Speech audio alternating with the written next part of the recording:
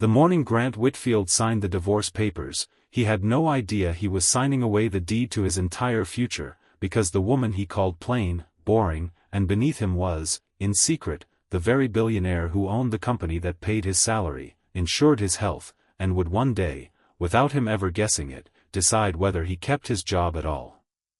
Before we go further into this story, if you believe in kindness, forgiveness, hope, and second chances, please take a moment to like this video, leave a comment, share it with someone who needs a little hope today, and subscribe to our channel.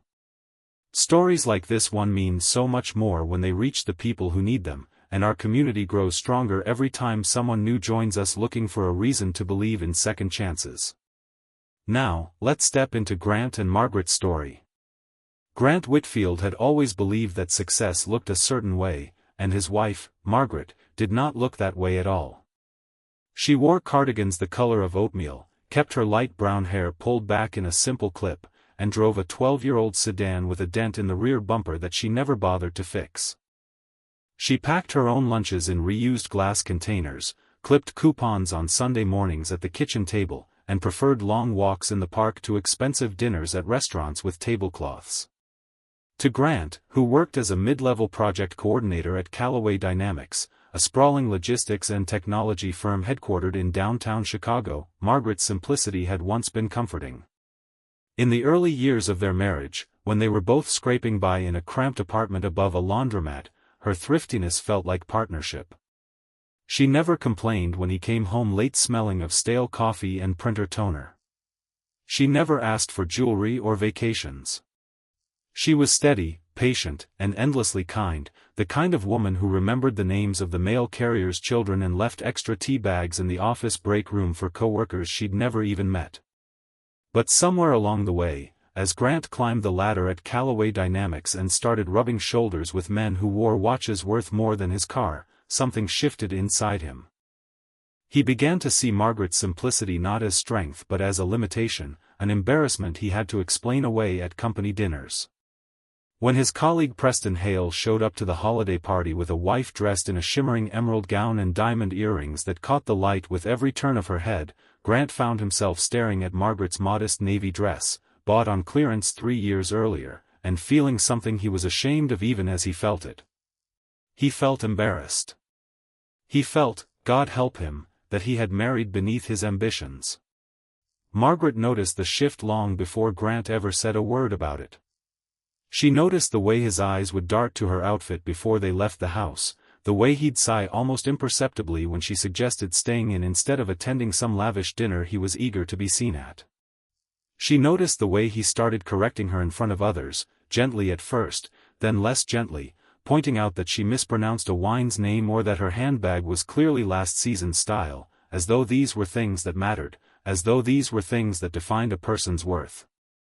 She said nothing for a long time, because she loved him, and love, she believed, meant patience. She believed that somewhere beneath the ambition and the insecurity, the man she had married was still there, the one who used to hold her hand across a diner table when they had $11 between them and called it the best meal of his life because she was sitting across from him.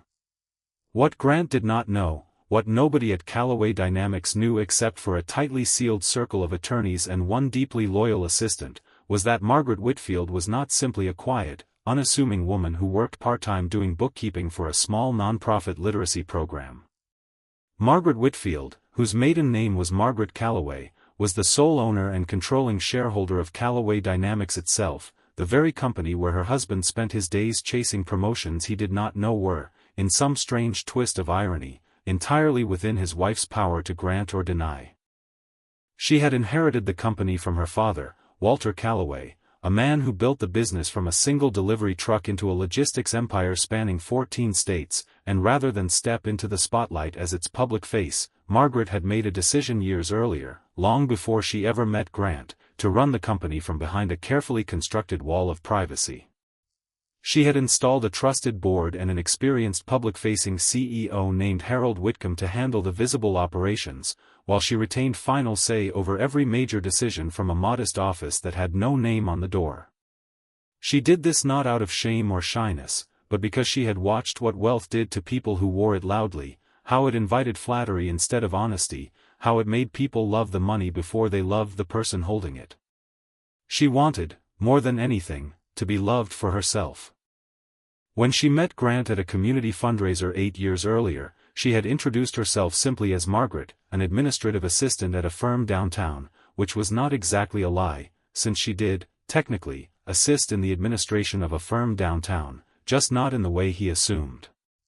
She fell for him quickly, for his easy laugh, for the way he talked about his mother's garden back in Ohio, for the way he'd once given his coat to a shivering stranger at a bus stop without a second thought. She married the man she believed he was, and for years, that man had been real. It was only lately, as his ambition sharpened into something colder, that she began to wonder if she'd been loving a version of him that no longer existed. The end came on an unremarkable Tuesday afternoon in early spring, the kind of day with a sky so relentlessly blue it seemed to mock whatever sadness was unfolding beneath it. Grant had just returned from a lunch meeting with senior leadership, a meeting where he'd been passed over, again, for the regional director position he'd been chasing for 2 years. The job had gone instead to a younger associate named Dennis Voss, a man with a Harvard MBA, a wife who sat on museum boards, and a habit of golfing with the right people on weekends. Grant came home simmering, his tie loosened, his jaw tight, and found Margaret in the kitchen slicing vegetables for dinner, humming quietly to herself, wearing an apron with a small tear at the hem that she'd meant to mend for months. He looked at her, really looked at her, standing there in her plain clothes, in their modest house with its second-hand furniture and its walls lined with photographs instead of expensive art, and something inside him snapped. He told her, his voice rising with a bitterness that surprised even him, that he was tired. Tired of being overlooked. Tired of showing up to events with a wife who looked like she belonged behind a cash register instead of on his arm. Tired of feeling like an embarrassment because his own household looked like it was still stuck in the apartment above the laundromat while men half as competent as him drove home to marble countertops and wives who understood the value of appearances.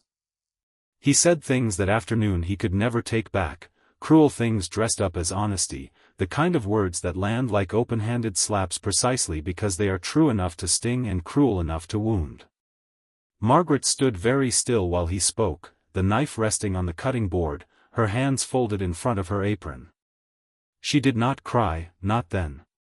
She simply listened, her face growing paler with every sentence, until finally, when he ran out of breath, she asked him quietly if this was really what he wanted, if he had truly stopped seeing her as a person and started seeing her only as a reflection of his own status. Grant, still riding the wave of humiliation from being passed over at work, still aching from years of watching other men's lives look shinier than his own, said the words that would haunt him for the rest of his days. He said yes. He said he wanted a wife who matched the life he was trying to build, not one who reminded him, every single day, of the life he was trying to escape. Margaret nodded slowly, untied her apron, folded it with a kind of eerie calm, and set it on the counter. She told him, in a voice so quiet it was almost a whisper, that she would have the papers ready within the week. Grant, stunned by how quickly she agreed, how little fight she put up, felt a flicker of something like relief mixed with unease, though he told himself it was simply the natural resolution of an unhappy marriage finally reaching its inevitable end. What Grant did not know was that Margaret Calloway Whitfield had spent the last several years quietly, patiently, hoping that the man who once gave his coat to a stranger would return to her, that the ambition eating away at him was a phase, a storm that would pass if she simply weathered it with enough grace. She had never told him who she really was, in part because she was terrified of what his answer might reveal, and in part because she had wanted, desperately, to be chosen for herself and not for the empire attached to her name. Now she finally had her answer, delivered in the cruelest possible way, and it broke something in her that no amount of money could repair. The divorce proceeded with unsettling speed. Margaret's lawyer, a sharp and discreet woman named Colette Ferris who had represented the Calloway family for over a decade, handled everything with quiet efficiency, ensuring that nothing in the settlement documents hinted at the truth of Margaret's identity. Grant, eager to move on and start the new chapter he believed awaited him, barely glanced at the paperwork before signing, assuming Margaret had nothing of real value to divide besides the modest house and their joint savings account, which, to his mild surprise, she offered to let him keep entirely, along with the house. He thought this was pity. He thought this was Margaret being weak and accommodating, the same as always. He did not understand that it was the least of what she could have taken, and that she had simply wanted to be free of him as quickly and cleanly as possible. In the weeks that followed, Grant felt an intoxicating lightness, the kind that comes from believing you've shed a burden.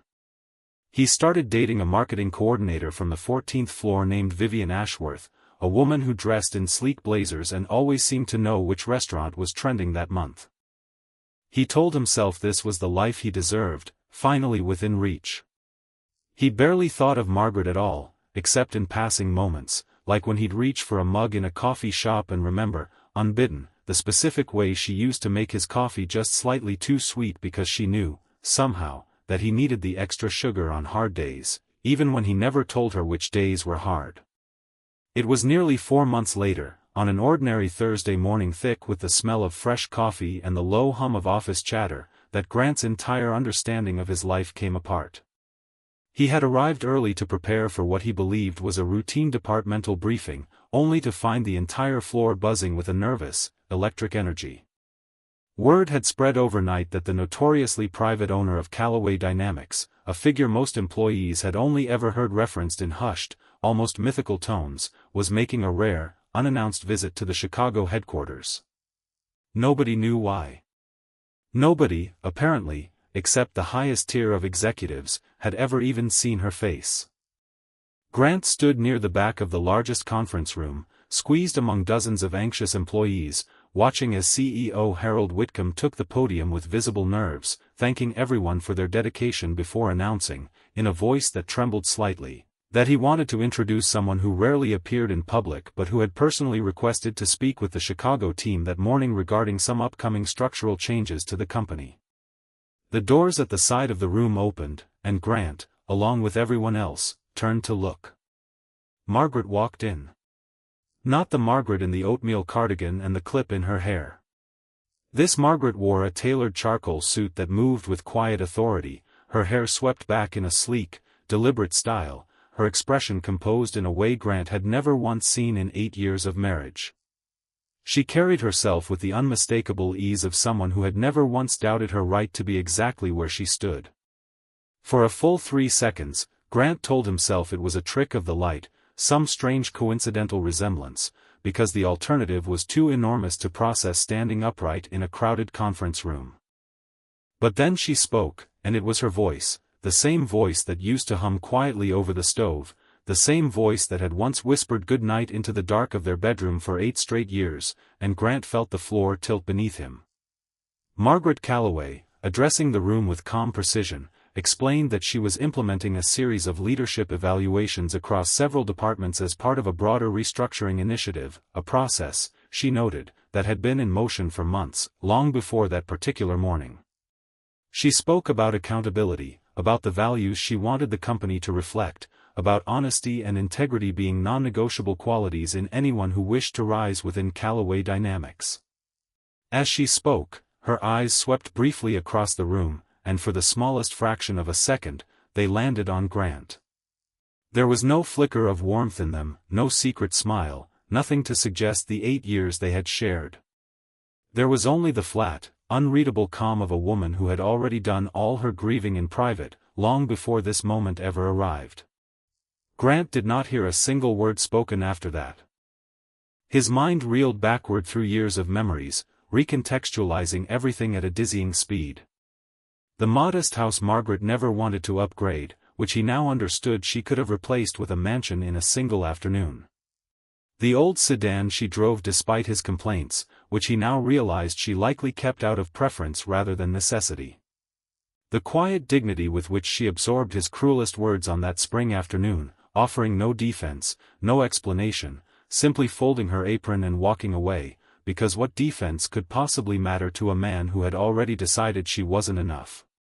He thought of Preston Hale's wife in her emerald gown, of his own shame at Margaret's clearance rack dresses, and the truth landed on him with the force of a physical blow. He had spent years feeling embarrassed by a woman who could have bought the entire building they stood in and everyone inside it, twice over, without blinking. He left work early that day, unable to focus, unable to breathe properly in the recycled office air. He drove aimlessly through the city, past the diner where they'd shared that $11 meal so many years ago, past the community center where they'd first met, and he found himself, without quite deciding to, parked outside the small literacy nonprofit where Margaret had volunteered every Thursday afternoon for as long as he'd known her. He sat in his car for nearly an hour, watching the front door, rehearsing and discarding 100 different things he might say, none of which felt remotely adequate. When Margaret finally emerged, dressed once again in the simple cardigan and slacks she preferred outside of boardrooms, she saw his car immediately, and something in her posture stiffened, though she did not turn away. Grant got out slowly, his legs unsteady, and crossed the parking lot toward her, feeling, for the first time in longer than he could remember, genuinely small. He asked her, his voice cracking in a way he hadn't allowed it to crack in years, why she never told him. Margaret studied him for a long moment before answering, her expression unreadable, though her eyes carried a tiredness that seemed to stretch back far longer than 4 months. She told him that she had wanted, more than anything in this world, to be loved simply as Margaret, not as an heiress, not as a name attached to buildings and boardrooms, but as a woman who made mediocre coffee slightly too sweet because she paid attention to the people she loved. She told him that for years, that had been enough for her, that his ambition and his growing shame around her simplicity had frightened her precisely because she knew what would happen if he ever learned the truth while he was still chasing the wrong things, that he would either resent her for hiding it or, worse, suddenly love her only once he understood what she was worth on paper. She said she would rather live the rest of her life alone than watch someone love the money before they loved her. Grant stood in that parking lot, the afternoon sun slanting long in gold across the pavement, and for the first time in years, he did not try to defend himself. He did not offer excuses about work pressure or wounded pride. He simply told her the truth, which was that he had been a coward and a fool, that somewhere in the climb toward a life he thought he wanted, he had lost sight of the fact that he already had everything worth having, and that his shame had never really been about her cardigans or her old car at all, but about his own insecurity, dressed up and projected onto the person least deserving of it. He told her he understood if there was nothing left to salvage, that he wasn't there to ask for anything, only to finally say the things he should have said months earlier, when it still might have mattered. Margaret listened without interrupting, and when he finished, she was quiet for a long time, long enough that Grant began to brace himself for her to simply walk away. Instead, she told him something that surprised him more than anything else that impossible day. She said that money had never been the thing she guarded most closely, it was her heart, and he had already broken that once, thoroughly and without hesitation, the moment he decided she wasn't enough before he even knew the full truth of who she was. She said forgiveness was something she believed in deeply, that she had spent her whole life watching her father extend grace to people who didn't always deserve it, and that bitterness, in her experience, only ever poisoned the person holding on to it. But she told him, gently and firmly, that forgiveness and reconciliation were not the same thing, that she could release the anger in her heart without inviting him back into her life, and that healing, for her, would not look like picking up exactly where they left off. Grant nodded, accepting this with a kind of grief he hadn't expected to feel so acutely, a grief made heavier by the knowledge that it was entirely of his own making. He told her he understood, that he had no right to ask for more than what she was willing to give, and he turned to walk back to his car, feeling the particular hollowness of a man watching the best thing in his life recede for the second time, this time by his own doing rather than fate's. But Margaret called after him before he reached the door of his car, and when he turned back, she asked him a question that would set the true course of everything that followed. She asked him if he actually wanted to change, or if he simply wanted the version of his old life back because it was suddenly more attractive now that he understood its true value. It was a fair question, a necessary one, and Grant, standing there in the golden afternoon light, forced himself to sit with it honestly rather than rushing to answer. He told her he didn't know yet, not for certain, but that he wanted the chance to find out, not because of what she owned, but because he had spent 4 months without her and discovered that his life, however much shinier it looked on the surface with Vivian and the trending restaurants and the sense of finally belonging among the right people, felt emptier than it ever had in their small house above the laundromat with $11 between them. Margaret told him that if he meant that, truly meant it, he would have to prove it slowly, without shortcuts, without grand gestures meant to impress rather than to genuinely repair. She was not interested in flowers delivered to make a public show of contrition, or in dramatic apologies performed for an audience. She wanted, if anything was to be rebuilt at all, to see it in small, consistent, unglamorous ways, the same way trust is always actually built, brick by brick, in the unremarkable moments nobody applauds. In the months that followed, Grant did something almost nobody at Callaway Dynamics expected of him. He requested, of his own volition, a transfer out of the executive fast track and into a community outreach division the company had recently expanded, one focused on funding literacy programs, job training centers, and small business grants in underserved neighborhoods across the city, the very kind of work Margaret had quietly poured her heart into for years without ever asking for recognition. He told Harold Whitcomb, when the older man raised a skeptical eyebrow at the request, that he had spent a decade chasing titles that made him feel important and had discovered, rather painfully, that none of them had made him a better person, and that he wanted, for the first time in his career, to build something that mattered beyond his own advancement. He ended things with Vivian within the week, gently but honestly, telling her that he had realized he was using the relationship to chase a version of success that had already cost him the one thing worth having, and that it wouldn't be fair to either of them to continue under those terms. He moved out of the sleek downtown apartment he had taken pride in and rented a small one-bedroom place closer to the neighborhood where the nonprofit's literacy center was located, not as a performance for Margaret, since he never told her about it directly, but because it made sense for the work he now found himself waking up eager to do. He started volunteering on Thursday afternoons at the same literacy center where Margaret spent her time, not scheduling it deliberately around her, but discovering, once he arrived, that their paths would inevitably cross given the modest size of the operation. At first, their interactions were stiff and formal, limited to brief nods and logistical conversations about which children needed tutoring in which subjects. Margaret watched him from a careful distance, neither warm nor cold, simply observing, the way anyone might watch a stranger claiming to have changed, waiting to see whether the claim would survive contact with time. Grant did not push. He showed up every week, rain or shine, spending hours patiently helping an 8-year-old boy named Cody Ferris, no relation to the family attorney, sound out words he'd been struggling with for months, celebrating tiny victories with the same genuine enthusiasm he once reserved for landing new accounts. He learned the names of the other volunteers, remembered their stories, brought in supplies without being asked when he noticed the center was running low on basic materials.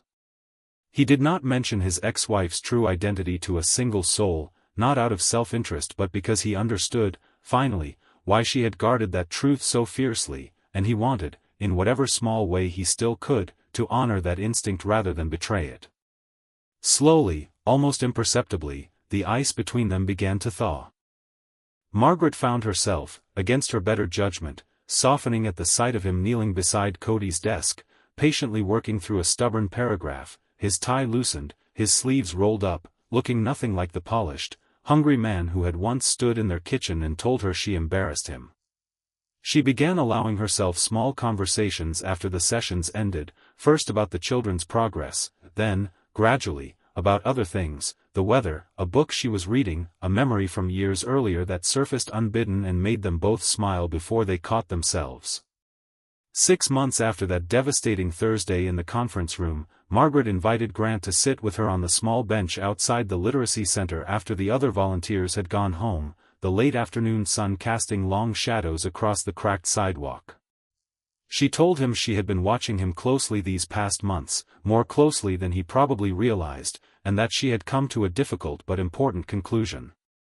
She said that the man kneeling beside Cody's desk every week, patient and unhurried and genuinely present, bore very little resemblance to the man who had once looked at her clearance rack dress with barely concealed disdain, and that while she still carried scars from that period of their marriage, scars she suspected would ache faintly for the rest of her life, she no longer believed those scars needed to define whatever came next between them.